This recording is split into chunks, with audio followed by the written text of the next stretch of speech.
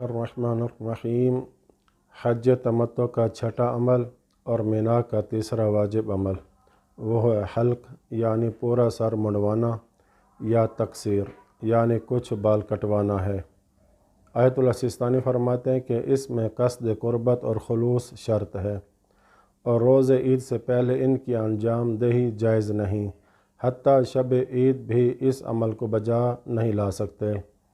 لیکن جو خائف یعنی ڈرا ہوا ہو، یعنی جس کو عزت و ناموس اور مال و جان کے ضائع ہونے کا ڈر ہو، وہ عید کی رات بھی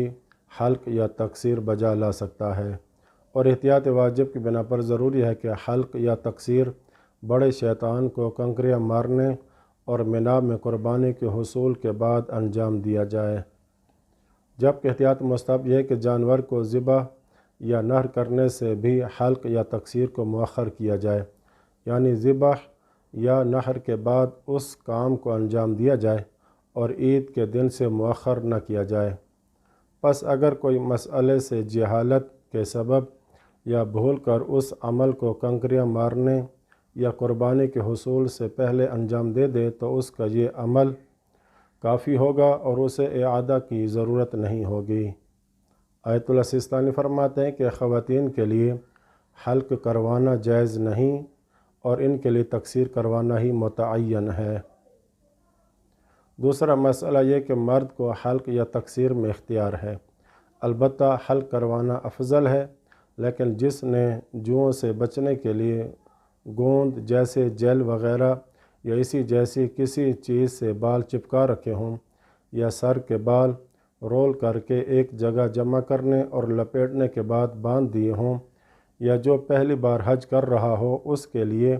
یعنی ان تمام افراد کے لیے احتیاط واجب ہے کہ حلق کریں۔ آیت اللہ سستانی فرماتے ہیں کہ جو حلق کروانے کا ارادہ رکھتا ہو اور جانتا ہو کہ نئی استرے وغیرہ سے اس کا سر زخمی کر دے گا،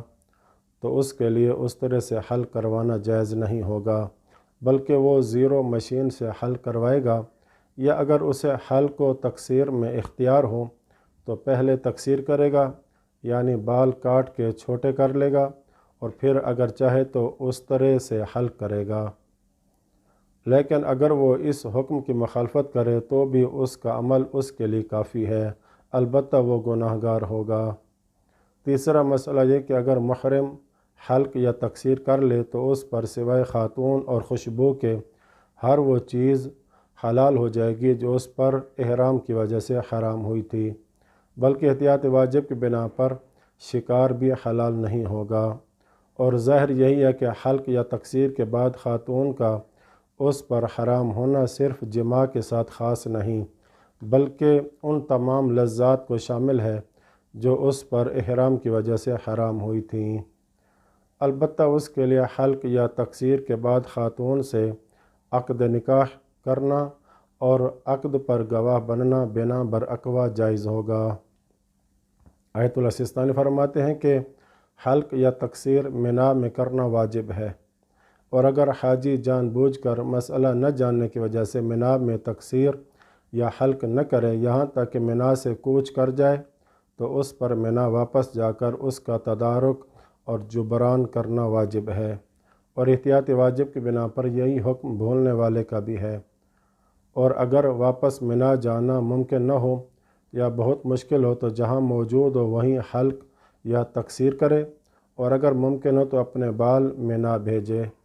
اور جو شخص جان بوجھ کر مینا کے علاوہ کسی اور جگہ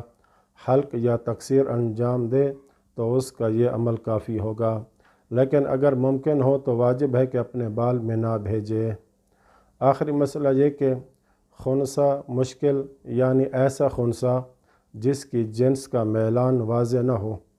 یعنی پتہ نہ چل رہا ہو کہ اس میں مرد والی علامات ہیں یا خاتون والی، اس نے اگر بال چپکائے یا باندھے ہوئے نہ ہوں، یا وہ پہلی بار حج کرنے والا نہ ہو تو اس پر واجب ہے کہ تقصیر کرے،